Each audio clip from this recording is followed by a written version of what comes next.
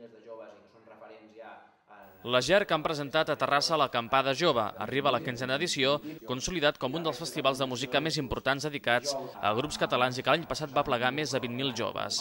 Enguany repeteix ubicació a Montblanc i en 3 dies, del 15 al 17 de juliol, concentrarà una bona colla de grups dels països catalans. Strombers, La Pegatina, Ojos de Brujo, Los Delincuentes, Els Pets i Escatalà seran els caps de cartell. Tampoc hi faltaran els terrassencs Cayo Malayo. La GERC presenta l'Acampada Jove com un contrapunt als festivals regits per les grans discogràfiques.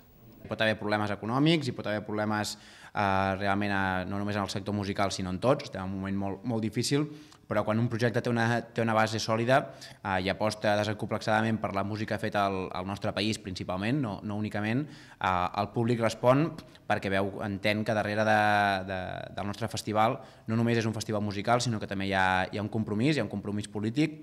L'Acampada Jove realitza cada any un concurs per a grups emergents. Al certamen del Vallès hi participaran els terrassencs Escassa Llibertat. Les entrades es poden comprar per internet i també a Gong Discos.